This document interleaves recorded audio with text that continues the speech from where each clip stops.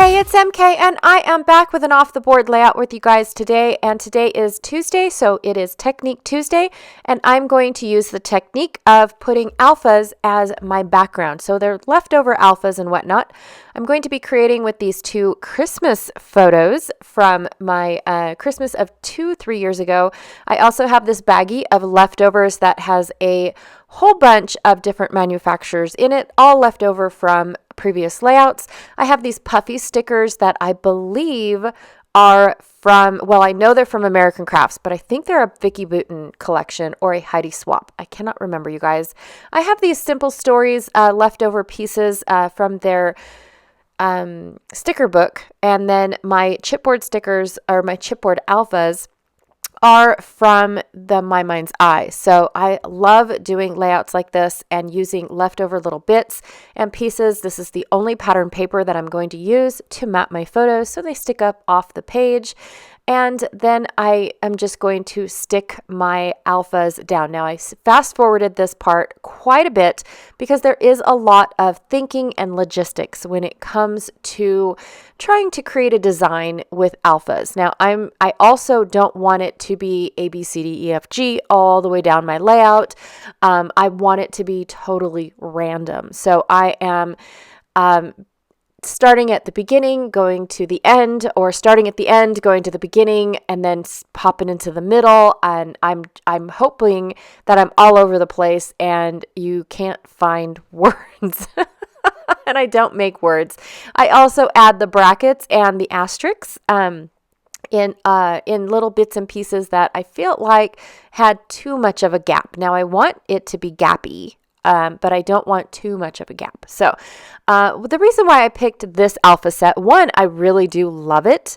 But two, when it comes to the capital font, it only had one of each letter. And I felt like after the S and the T and a couple of the other letters were gone, then I just, what else do I do, right?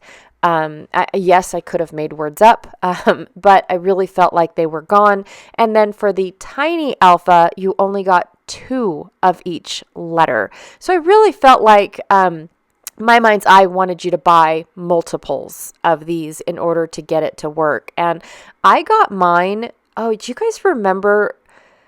Oh, what was it called? Anyways, I don't know. It was a website where you could get, this is where I got all my October afternoon goodies too. But it was like a yard sale leftover website, and they did bundles. They did My Mind's Eye bundles, October afternoon bundles, and it was, you had to be Johnny on the spot or it was all going to be gone. And so I don't remember what it was called, you guys, but it was an awesome website. I actually went to an expo where they were there at an expo and got a couple more other things that sold out on their website, but they happened to have some at the expo. So I was super excited about that as well. But now I don't remember what the name of it was. And truth be told, I don't know if they still are a website because I don't remember. Anyways, so I'm going to trim down my photos quite a bit. There's a lot of background noise in my photos that I feel like take away from the subject matter. So I'm going to trim those down. And it's basically my kids opening their first present. I decided for this specific year that normally I do several layouts where the kids are opening a couple of them, and then I show a loot page. But as they get older, it just doesn't seem as exciting. It doesn't seem as fun because they're getting to the point where it's more needs rather than wants or really super cool things, right? And it is what it is, and I do love documenting that change. And so that's one of the reasons why I almost did almost every present that they received, right? Does that make sense? So when they were littler, I did, wow, and I must be thinking of something. I don't remember. But I do remember back in the day where, it was just super exciting to see, from them going to, this is super cool wrapping paper, and they were only interested in the box rather than what was in the box, to how excited they were that they got this really cool, unique Lego set, right?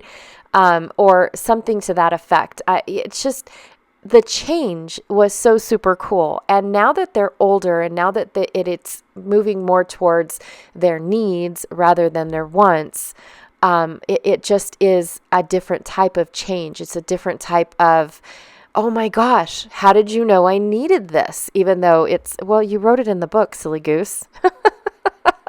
But to them, it's like they don't even think that I read their books, right? Or I pay attention to what they say and things like that. And so it's super fun to document that change, between just the box was fine. We could have wrapped an empty box to now it's, like my oldest daughter, she gets gas cards. And she's super stoked that she gets gas cards because, it's, in her new car, it's about 2 to 3 months that she doesn't have to spend on gas. And she just appreciates it so much, especially at the beginning of the year when, you've got all these different extra bills, that you don't seem to have throughout the year, but they're one-time payment type of bills, right? So yeah, it's just different. And I love documenting it, you guys. I really, really do. The excitement and the ecstaticness.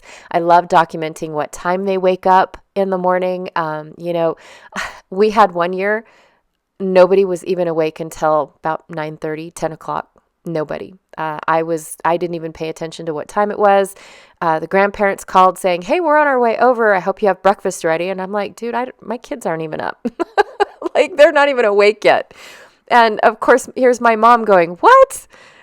Because she's used to everybody being up at, before the sun, 5:30, 6 o'clock. That's crazy. So yeah, it's super fun. All right. So on the background, I took inspiration from from my inspiration photo, my technique photo, or my technique layout. I'm not necessarily scrap lifting. I just took the technique of using a whole bunch of alphas for my background, right? But also from that background, looks like they use gesso or white paint or anything to make all the alphas the same color and blend with their background. And then they used a lot of mixed media to wave over those dimensions.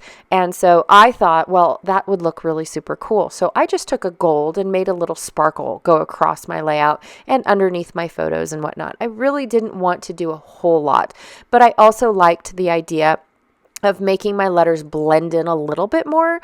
So I just added some splattering, and I just felt like, you know what, that was perfect. That was it. It did the job for me. I didn't want this to be a super huge mixed media project. I really did love this alpha set, you guys. I have it in white as well. And if I was to have done the blending technique, I probably would have done the white. But I really liked this red alpha. I just was disappointed when I started actually using it several years after I purchased it, just letting you know. When I finally started getting around to using it, that's when I noticed I'm limited. I can make 1 or 2 words that makes sense to me, right? I don't make words just because the words are there to make. But I'm very weird when it comes to titles and things like that. I just can't use random words, right? That's why those alphas that are pre-made words are so hard for me to use, because none of them work for me. They just really don't. I'm trying. I really am. I have done a great job at thinning them out, but when it came down to it, it just was crazy. All right, so in my box, or in my baggie of leftover embellishments, I realized there's a lot of blue. And since I kept this with just the red and the gold, the blue worked out really well. Just to add in that pop of color, I only have gold and black and red within my photo. So this blue really worked because my photo was muted, my background was muted, everything was really super muted. So this really did work in my favor to add a little bit of this blue. That was from the 49 Market. It wasn't last year's, it was 2 years ago's. I think it was called Peace and Joy, or Peace and Joyful. collection. I'm not really sure. I only got bits and pieces of it that had those watercolory trees on it. I was really in love with those trees, but I didn't buy the whole collection, just bits and pieces of it. I believe all of these little laser cut pieces came from that exact same collection, or they are left over from last year's collection of Cheerful, Christmas Cheer, I think is what it was called. And so I'm putting the pine cones and the poinsettias, just keeping it, not adding any green because I like the blue.